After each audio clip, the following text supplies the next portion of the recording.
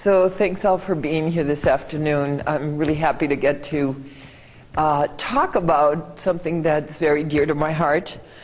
Just to give you some background, I've been at East Bay Mud for 26 years.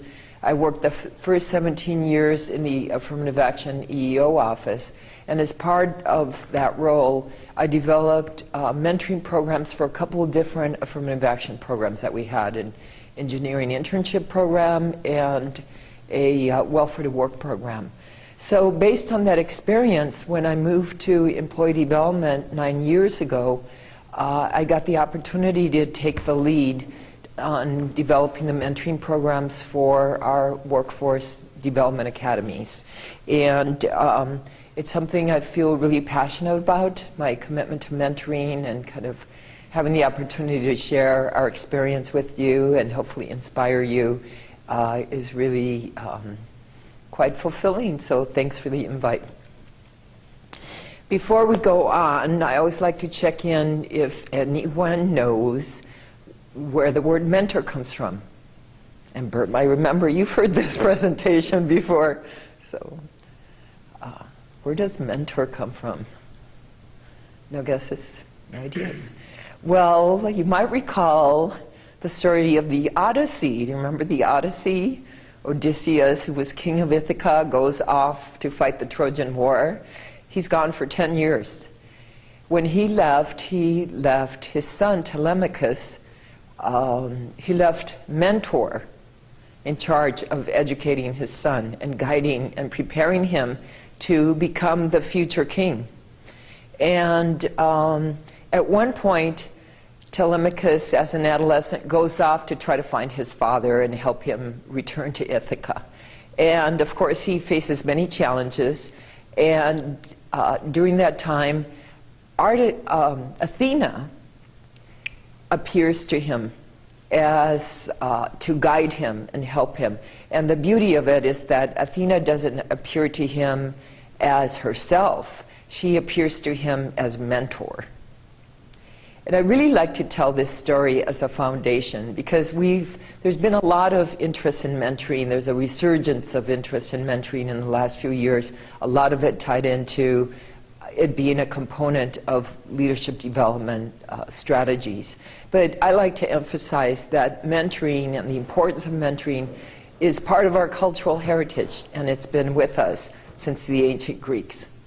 I also like that little twist about this goddess turning herself into mentor, because to me it really emphasizes the divine role of that teacher and guide, the importance of that teacher and guide. So with that as a background, let me tell you about what we're going to do today. This afternoon. Is it working? There we go.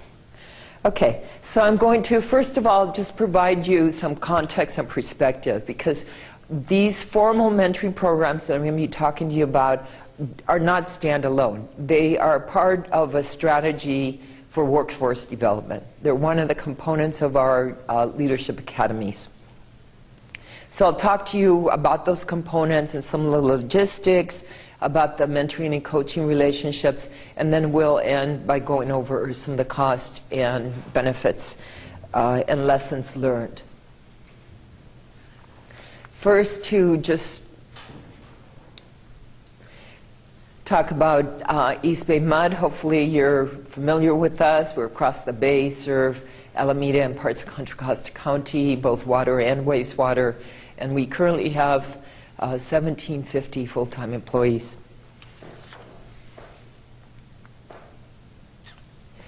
As I mentioned, mentoring and coaching are part of a larger workforce development initiative.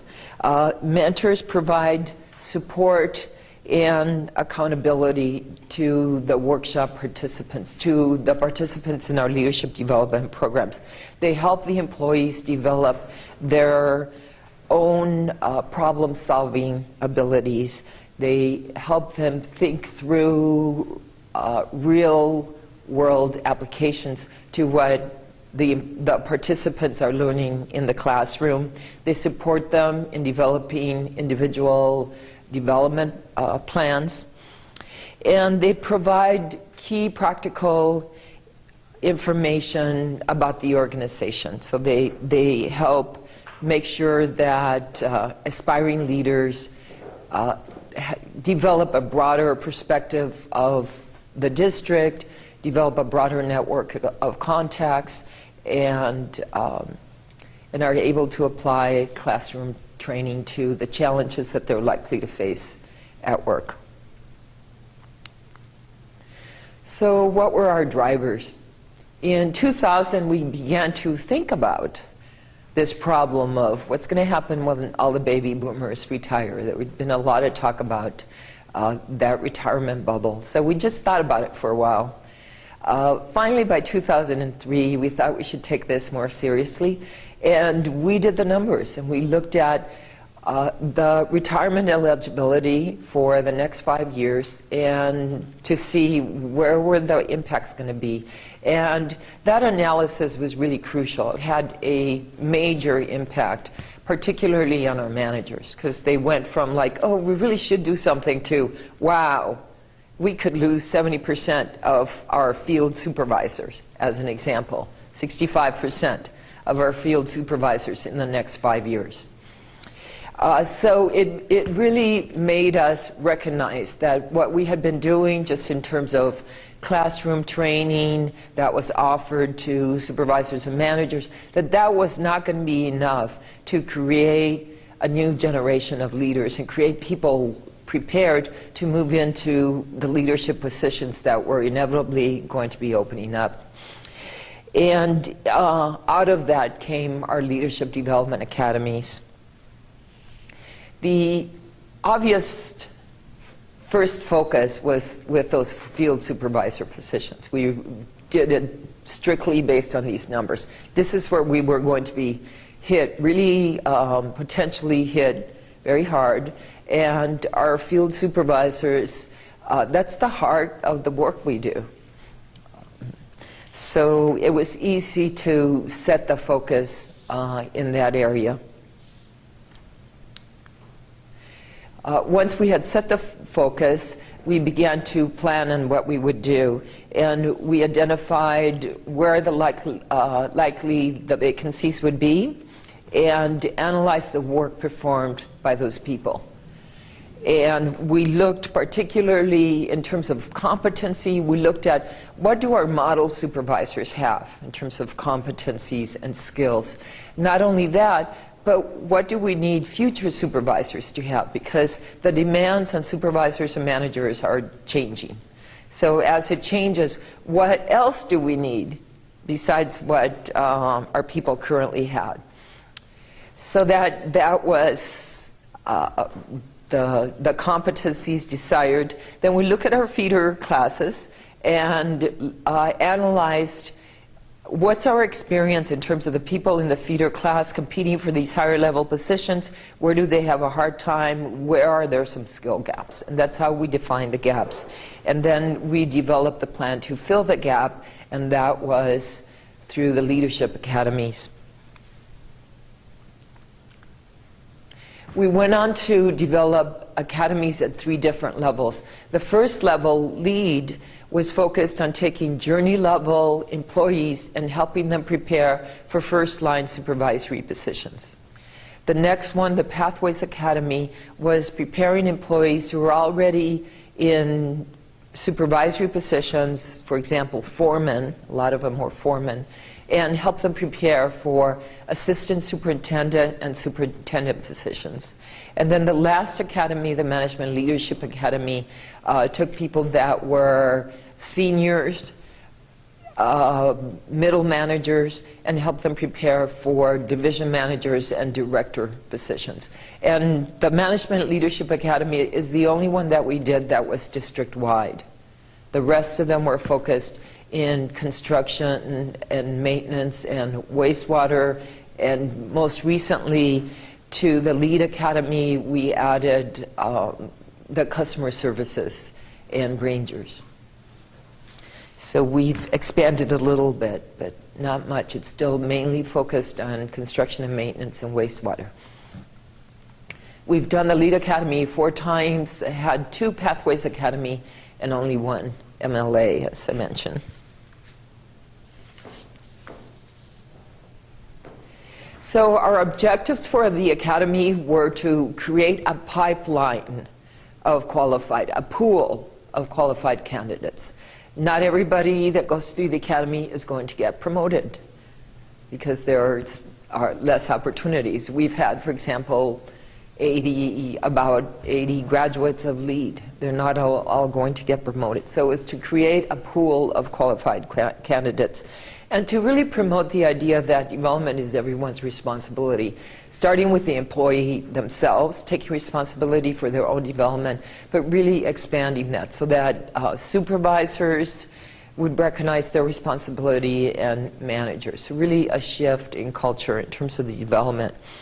And then lastly, to expose aspiring leaders to the latest management and leadership concepts and techniques, so they would be better prepared for future leadership positions.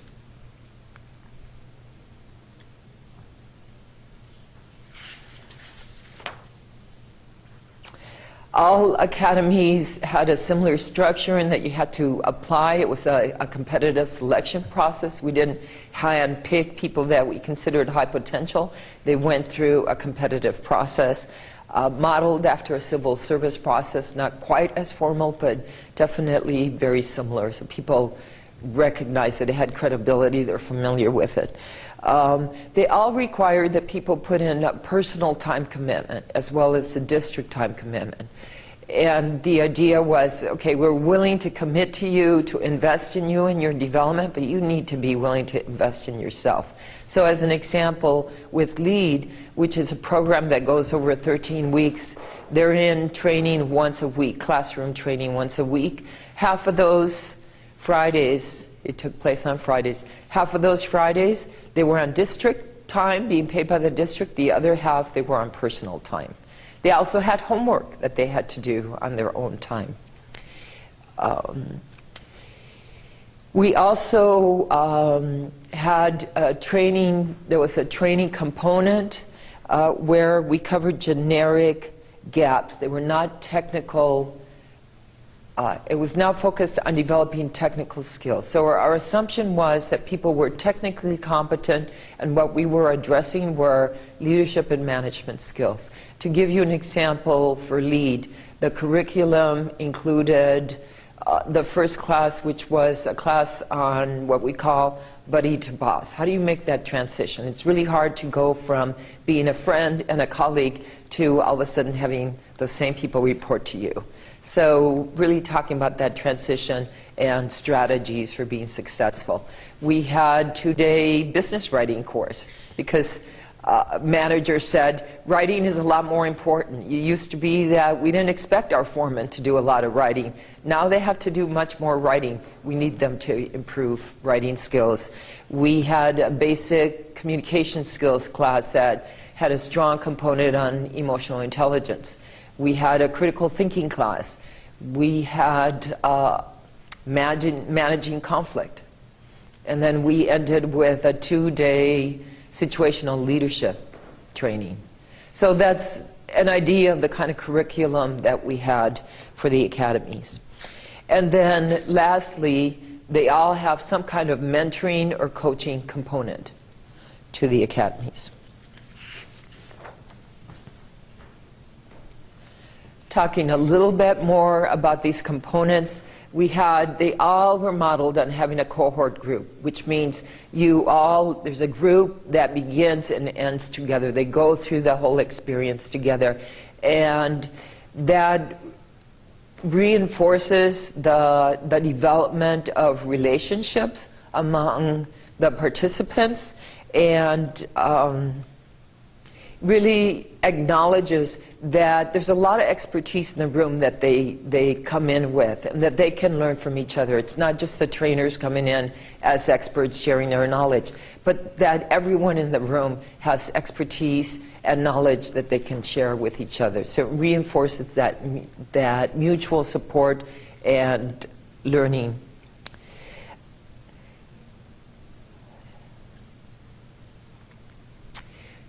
I talked about the curriculum. We started out with an orientation to make sure everyone's on the same page. Some form of assessments. At the beginning with MLA, for example, we did 360 assessments. We didn't do that with LEAD. It didn't make sense. We were taking journey level people. So the assessments we used varied. For all of them, they were responsible for creating an individual development plan where they identified their career goals and strategies to meet those goals. I'm going to focus on the mentoring or coaching component. As part of that, there is ongoing support for mentors. I'll talk more about that too. And then I want to emphasize that there was a graduation celebration.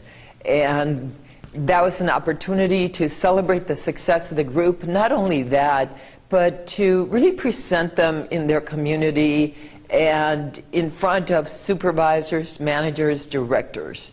And it's the graduation, we didn't realize how effective it was going to be the first time the general manager was there. And when he saw people get up and he heard them, because we give them like 3 minutes, they can get up and talk about their experience. And it's a very moving experience. And they talk about what they've learned and how they've grown, and you get to see how they've grown. So it really has an impact, not just in allowing them to be seen in front of future hiring supervisors, but in also continuing to build the support from the program, from the managers and directors that need to continue to support it. Did you have a similar kind of graduation celebration for the one for the management? Yeah, all of them. Yeah, that graduation's a really important part of it. It's very different to have HR say, oh, this was really good, and we see this as success, and report back, and have people experience really see the transformation for people. Okay, so let's talk about mentoring and coaching. The mentoring and coaching, first of all, it provides the essential element of support for any kind of leadership development effort. So the elements of leadership development are training, and it could be classroom training, and in some cases, some kind of rotational assignment. We did that with Management Leadership Academy. We didn't do it with LEAD. There was some rotation. So that has varied, but some kind of training. There's the development planning, identifying goals, as I talked about. Well, that third component is like the third leg on that stool that holds it up, is the support that they get from mentors and coaches. And it's support to take risks, to try things a different way, to push yourself beyond what you're comfortable with, to learn something, to explore new ideas, new approaches, etc. So it's a really important component in helping people grow and stretch. The mentoring and coaching component also provide a structure for accountability. So when people set goals, they come back to their mentors or coaches and talk about, did they meet that goal? Well, what happened? What got in the way? What was the obstacle? They're able to have a discussion about it, and it's a discussion that occurs in an environment where there isn't judgment and evaluation. Our mentors, coaches, are not assigned to anyone in their chain of command. So we're not matching anyone with anyone in their chain of command that has some impact on their evaluations. Mm-hmm. Go back to a couple of previous screens about the selection of the applicants for training. Who are the selectors, and what is the criteria for selecting these individuals to apply for the training? The managers were the selectors. So I'm going to talk more about that in terms of the time commitment, but yes, it was the managers. One of the things I really want to emphasize about this program is that HR's role was to support the department in developing a strategy to meet their needs. We always took a supportive kind of a backseat role and said, this is not an HR program. This is a program for the construction and maintenance department. And the managers were involved from the beginning on planning the program. So they're the ones that, what? What are the selection criteria, since you are not teaching technical aspects of the job, but rather... Okay, so it's things like, we do have to know that they are competent, so the journey level and acceptable performance appraisals, no discipline history, I don't know, in the last 3 years, I can't remember, but a certain amount of time, it's not ever. And then commitment to continuous learning, and they could demonstrate that in a number of different ways. It could be that they've taken classes outside the district, but some ability to demonstrate that there was a commitment to learning, and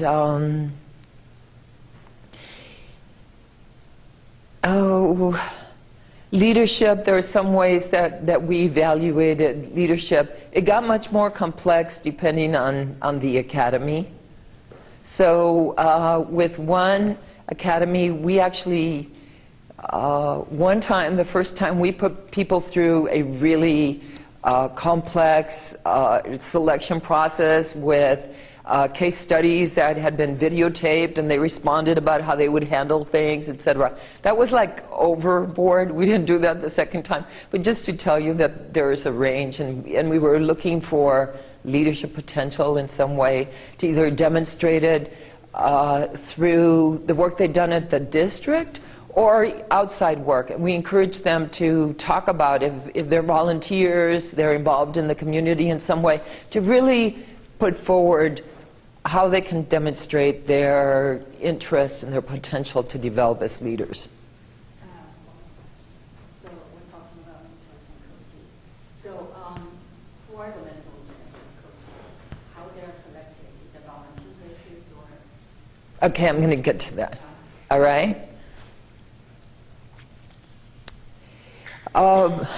Last point in this one is just to emphasize that there is learning for all in this experience. It's very easy to think the mentees are the ones learning, but the mentors learn along the way a lot too, and they grow in this process. So again, it's part of really shifting the culture and putting prime value on continuous learning and development.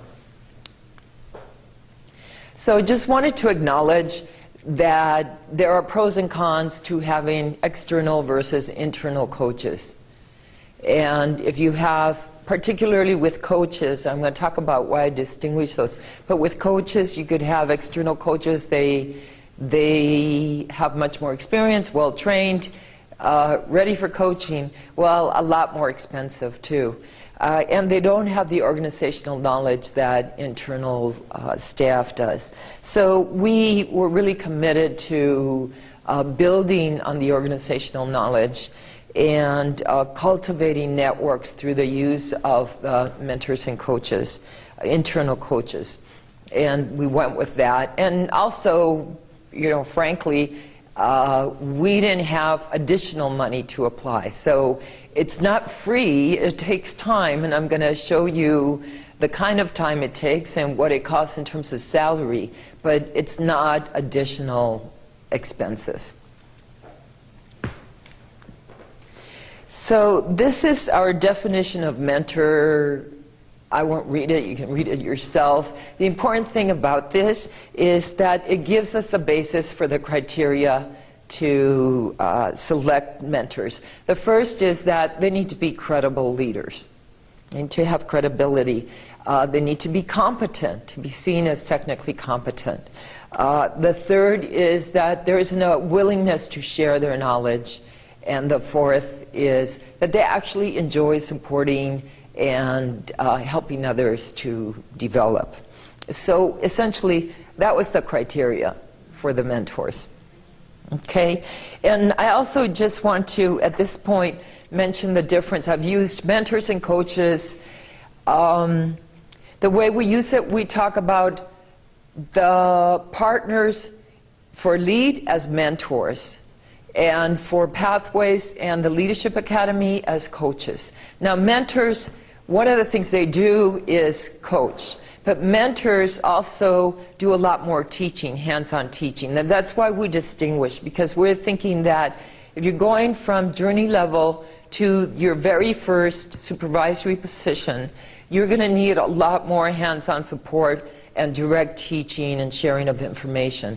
Once you've already been a supervisor, it's more about development of your leadership and management skills. And so we kind of emphasize the difference in roles by calling those that are partnering with the Pathways and Management Leadership Academy participants, we call them coaches. And again, mentoring includes coaching, but it's a little bit broader in the way we see it. There's a greater emphasis on teaching in the mentoring role.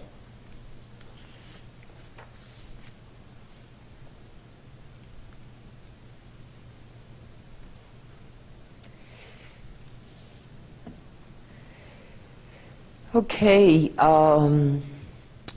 I talk about mentors as being partners in learning, being thinking partners, and we really try to emphasize that you're not responsible for having all the answers, that your role is about helping people think through the challenges they're facing,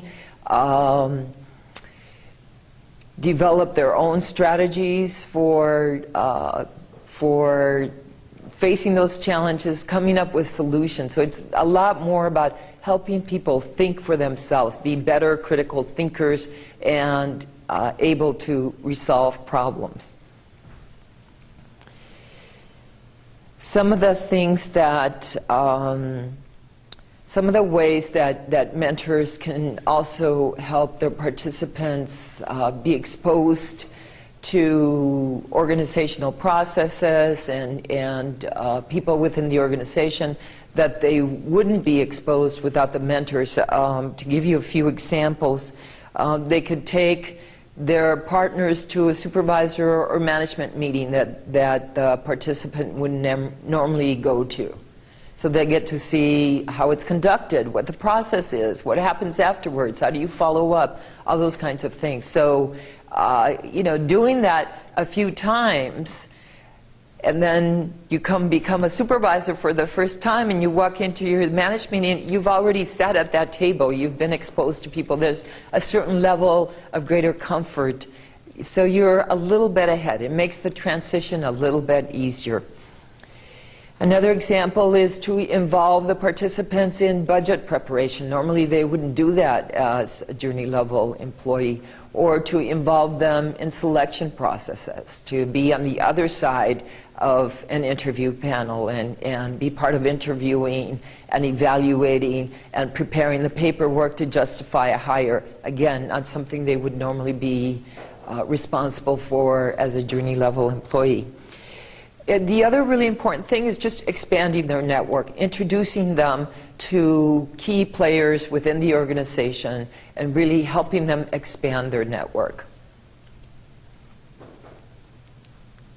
So fundamental skills for mentoring. First one is listening, really being present and listening to the need of the participant and really maintaining their agenda. Practicing self-management. And what I mean by that, two major components to that self-management. There's probably more I could talk about, but two major ones. Partly it's self-managing all the talk in your head when you're trying to listen to someone. And you're thinking about what's next, what do I want to do this afternoon, etc. So you're judging, boy, was that a stupid idea? He's not going to pull this off. All that is a part of practicing self-management, so you can really be there as a partner and a supporter to the participant.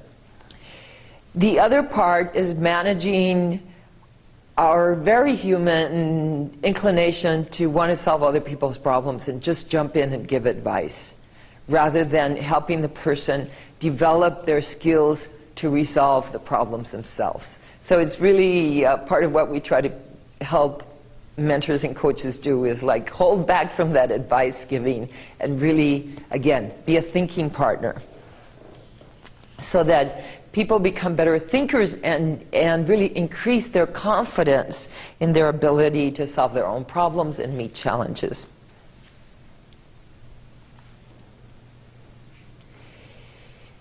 We provide mentor training at the beginning in two parts. The first part is on the first day, we have a mentoring orientation. That is one of the things that Catherine and Cheryl attended. And we have a kickoff program. The department directors are there, department managers, very visible kickoff to demonstrate the strong support for starting this program. That lasts, I don't know, an hour and a half or so, and then they go away, and the mentors and the participants stay. And the rest of that training is very much, I'll get to that next. Let me finish this. We go over the roles, so people are clear about the roles, and we go over the guidelines and the protocols. So what's expected, what are you committing to? It's 2 sessions, 2 hours per month, approximately. The terms of the commitment, 6 months for LEAD, 12 months for Pathways or Management Leadership Academy. We emphasize confidentiality and talk about what does that mean. Does that mean anything that we say to each other in a session, everything is confidential? Or only things that I tell you are confidential? Or we really have people have an explicit conversation about what that means to them. And then we have a no-fault divorce, which means if you get matched and you find after trying to work together for a while, that is just really a bad match for whatever reason, personality, just not clicking, we'll initially try to work with you. I'm available to try to support coaches and mentors to approach things differently if they want that support to try to make it work. But if they're really convinced this is not going to work, they can bow out and we'll try to find another mentor or coach. We'll find someone. So I've never had to use this, but it's really important up front when you're trying to get people to volunteer for them to know if this isn't going to work, there's a way out. And it's not going to have terrible consequences. You're not going to look bad. It's really a non-judgmental way of saying, okay, it's not working. We'll figure something else out. But that's for the person being mentored? Both. Either one of them can say, it's just not working.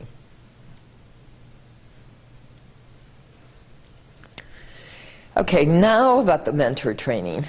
So that's where the 2 groups come together. It comes after that orientation, and it's very interactive because our goal is, in part, to get them to get to know each other more. Before the mentor training, the participants have gotten a copy of an electronic form, a form, they get it electronically, but a form that the mentors complete that talks where they provide information about themselves, what their strengths are, what their motivation in coaching is, what they see as their accomplishments, what are some of the highlights of their career, etc., why they want to mentor. And they've had a chance to review them all. So the participants come into this mentoring training with some idea of the people they probably want to check out and connect with and see if they might be interested in being matched with them. So at the end of this mentoring training, we ask the participants to come up with the name of 5 mentors they might want to be matched with. So we give them some input, but I make the final decision because I just start juggling. And I think in all but one case, I've given somebody a mentor in their top 5 choices. It's kind of both science and art to making the matches. Your own version of eHarmony. Yeah. It's true. We go over the phases of the mentoring relationship because there are phases you can talk about, like the initial phase of connecting, and then creating, which is about creating the development plan, setting some goals, etc., and really bringing the formal relationship to a close. So they can go on and having relationships, and a lot of people do. I know a lot of partners who go on meeting for lunch once a month or once a quarter or whatever. They can decide to do that. That's up to them. But we ask them to really acknowledge the ending or the closing of the formal mentoring relationship. And then talk about coaching skills, and we spent some time on creating the development plan, some initial work on what do we want in that development plan and how to approach it. And this is something we changed. It wasn't originally part of this first day, but we found there was a lot of confusion about what the expectation was. So we added that into the mentoring training. During the program, is each mentor only mentoring one candidate at a time? Yes. There's been maybe a couple of exceptions. In one case, there was someone who left the district, and so the participant was left without a mentor, and another, it was a coach actually, it was for MLA, and another coach said he was willing to coach 2 people. So there have been a couple of situations like that. So then we bring the mentors back the following week and to a training that's just for them. And the first thing we do is review everything that's come up to that point, what happened in the mentoring training when they were together, etc. And we give them a chance to ask questions. And this is really important because there might be some things that come up that they didn't want to expose themselves in the larger group, but just a status issue. It's a safe place to say, I'm not sure what this means, and I'm not sure how well I'm going to do. They come into it, especially the first time, with some not necessarily complete confidence in their ability to do this. So they need the support and they need a safe place to express some of that. And so that's our starting point. We also have them do the DISC style inventory. I don't know how many of you are familiar with that. It's a personality style inventory that has really good application to work environment and pretty easy to understand, much more straightforward than the Myers-Briggs. And we use that. Both groups take it, and we encourage them to share the results with each other. And part of what we are teaching and reinforcing is the idea that there are diverse personality styles and different things that each style values. And to be effective working with diverse groups, you need to learn to recognize that. First of all, understand your own style preferences, and then be able to adapt depending on the style preferences of other people, what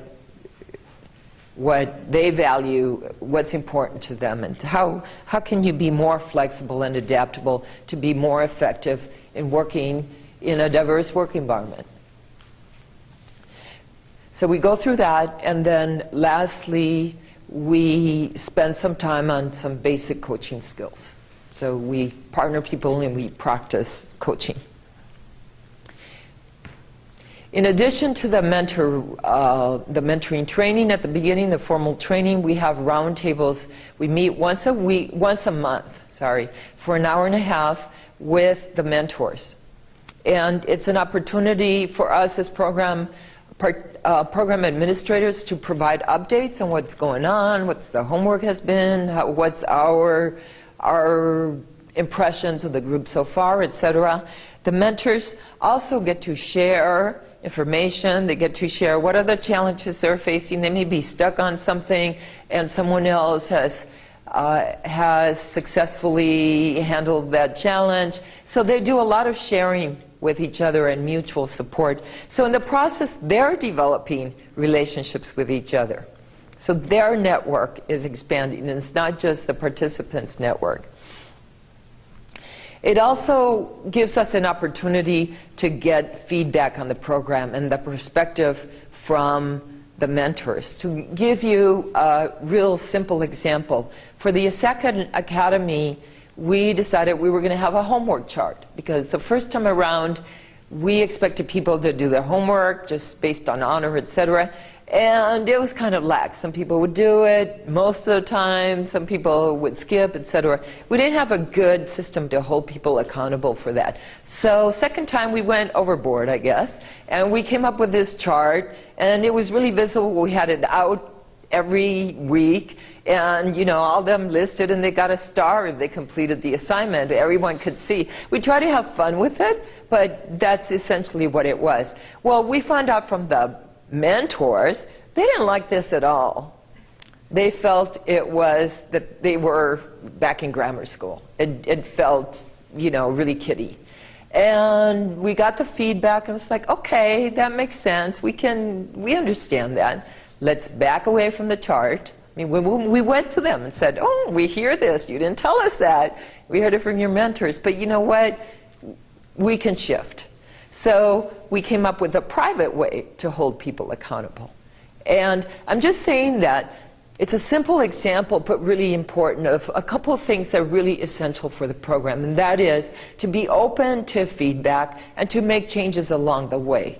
Not to wait till the end of the program where you're evaluating and find out something as simple as this homework chart got people kind of upset and really diminished a part of their experience of the program, to where you're able to make shifts along the way. And it really demonstrates transparency and helps build support for the program. Every time I do the program, I tell them, we changed this because of your feedback and this and this and this. I really go through all the changes we've made that's based on feedback, so people understand their feedback is going to have impact. We take it seriously, and we are committed above everything else to continuously improving. So we're not trying to save face because we didn't get something right.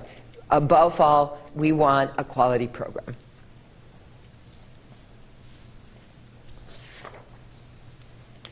So now talking about our cost, I wanted to give you an idea of what it took to develop the LEAD program.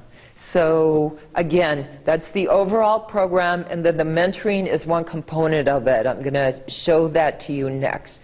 But to go from that place where we saw that 65% of people are going to, may retire, and we had 0, to actually have a whole program design with all the components, a selection of the first group of participants, etc. That whole process took us about a year. And we had a team that met every 2 weeks for an hour and a half for about a year. And that team was made up of 2 HR managers. It was the manager of employee development and the manager of recruitment and classification, basically our exam unit manager. Then 2 HR analysts, that included myself, senior analyst, and an HR analyst too. And then we had 5 operational managers. Okay, those are the department managers. So, and I really want to emphasize that's really important in making sure that there's ownership, and that our role as HR was to support them in creating a program that would work for them, that they were fully committed to. We weren't imposing this program on them. In addition to the planning cost, I broke out what it took for the interviews and selections. And that's why I put it there, because it was the managers that were interviewing and selecting. Again, their program, they select the people that they want to invest in. And then employee development staff, that's my unit. We had the lead in the design and implementation of the program, lead responsibility. So we put significantly more time in everything. That might be preparing for meetings, preparing agendas, doing the follow-up actions, etc. So that was the initial investment. Obviously, we've done 4 leads. Next time we do this, each time it gets easier. And we've got a model. We keep shifting and kind of hopefully polishing it. We don't just rehash everything, we keep making it better, but it doesn't take this amount of time anymore. Now these are the mentoring program costs. So that was large lead program, within that the mentoring program. So for program development, I estimated that for about 4 months, about half of my time was devoted to developing this mentoring program. And this was starting from scratch. I mean, I mentioned I'd done little programs, totally very different model, different goals. So this was starting from ordering books and just starting to do a lot of reading and research about mentoring, and then based on that, starting to put together a design, developing the mentoring training, the workbook for the training, the protocols, doing the recruitment for the mentors, all of that. So that was the program development part of it. The ongoing administration, again, to just emphasize that besides developing, you have to continue to support. And that's the time for the mentor roundtables, preparing, doing follow-up, meeting with individual mentors if issues came up, answering questions, etc. The continuous support. And then the mentoring itself. Those are salary costs of the mentors. And I did that based on 5 hours per month. So I added an hour for travel. And I just took an average. There were a variety of positions, and I kind of took an average and came up with that figure. By the way, these are estimates. We actually didn't track this. We were just committed to doing it, and we did it. So I kind of went back, and this is based on current salaries, not our salaries from 5 years ago, 7 years ago. And then the DISC assessment. And the DISC assessment was the only out-of-pocket expense that we had for the mentoring component. So everything else were sunk costs, salary costs.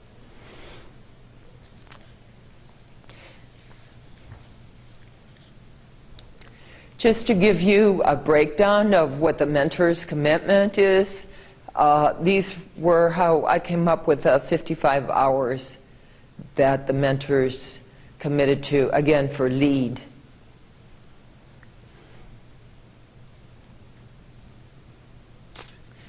Okay, we're getting down to the wire here.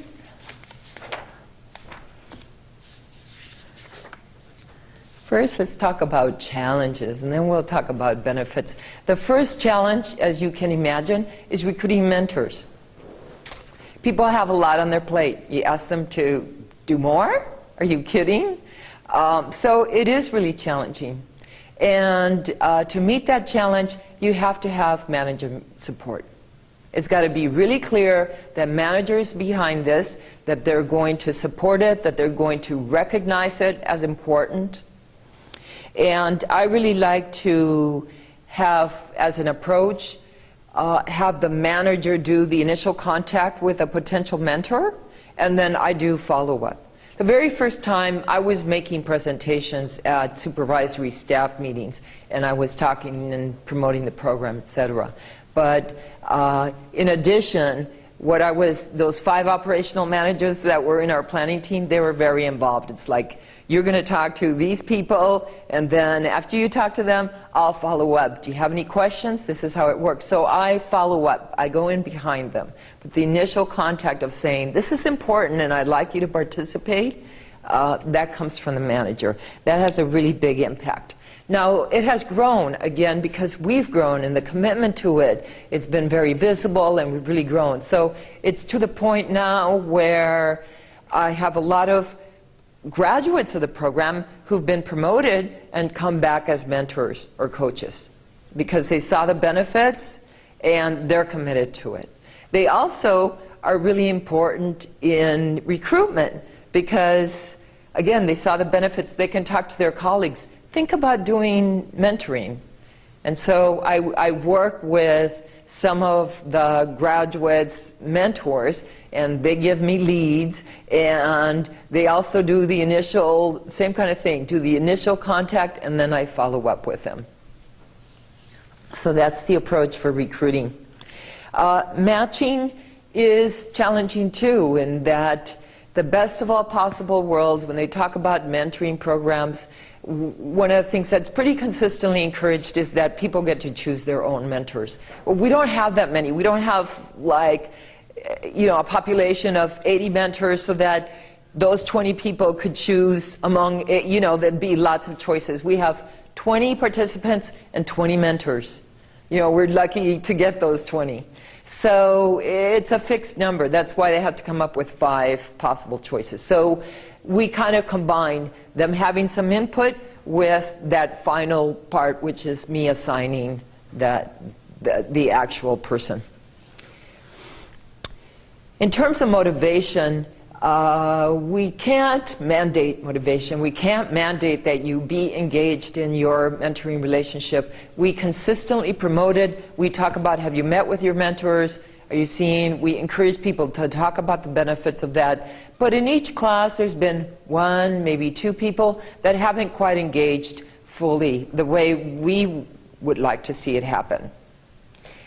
And we just recognize that's going to happen. We're not trying to have the perfect system. We're trying to have a really high quality program that gets better continuously. Related to that is that recognition that coaching skills level are going to vary, that some coaches are going to be better than others.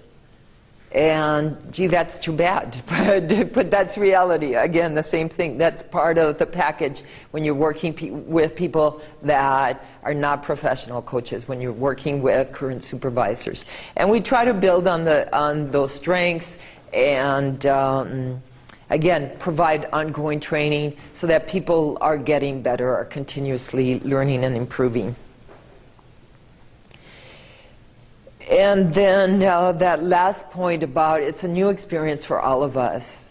And even though we've been doing this now for about 7 years, we really are committed to continuously learning and getting better and shifting what we do. We have a pretty good solid formula, but we're not stuck in cement with it. We're constantly trying to keep it fresh. And like I said, that feedback, being open to that feedback is a really important part of that, and has helped us gain a lot of credibility with both the participants and the mentors. What are some of the benefits? Well, I think hopefully it's clear from what I've been saying that it really promotes the value of learning across the organization, that everyone's learning. It's not just the people in the program, that the mentors are learning too. Mentors have talked about how they've gained as much from the experience as their mentees have gained. And that's why people come back. For example, the first year we did it, 75% of our mentors were willing to mentor a second time. And it would have been higher except that some people were retiring. So it would have been even higher. That's a really high rate of people coming back to do extra work a second year. It supports the development of a pipeline of leaders. I've talked about that idea that participants become mentors, become recruiters of mentors. So people really start seeing the value of giving back and developing this broader network. It builds a common vocabulary of values and concepts and management concepts and leadership concepts. So that, again, the participants are learning in the classroom, the mentors are being exposed to it themselves too. Even the managers start getting exposed to it. One of the really popular classes is the situational leadership, and it comes up a lot when people talk about it at their graduation. They talk about situational leadership. Well, the managers And directors are hearing this, and so they get curious about what's situational leadership. And we've actually had all our wastewater department supervisors take a 2-day situational leadership training because one of the participants who was in Pathways talked so much to his manager about it and really promoted the benefits, etc., that they decided to have the whole team of supervisors take this training. So it really has impact throughout the organization. It breaks down silos, really broadens the perspective about the district, and increases business literacy. It develops a network of colleagues, not just vertically in terms of the mentors and mentees, but horizontally. The mentors themselves are developing stronger relationships among each other. They don't necessarily work with each other, so it's strengthening their relationships, and up and down it's being strengthened. And then last but not least, it creates organizational loyalty. People recognize what an investment the district is making in their development and what it means. And they have, it just creates a lot of loyalty. They're very grateful. Okay, our last slide. Lessons learned. Have talked a lot. Management support, essential. Important to really be clear, explicit about ground rules, expectations, roles. Really important to start out with that formal training. You just don't put people together and kind of just throw them out there to do it on their own. The formal training so they can make the best use of it, really get some value from it, and then ongoing support to the mentors. The importance of flexibility and adapting as you go along, not waiting till the end of the program. Define success broadly. Like I said, we're not trying to be perfect. We're trying to really go for high quality and for improvement and continuous learning. And expect those variations in the level of engagement. You can't have 100% engagement with 100% of the people, but if the vast majority of people are really strongly engaged, it's going to be successful. And then last but not least, again, something I've been emphasizing, that the learning happens for everyone, that the mentors themselves develop new skills and greater organizational knowledge.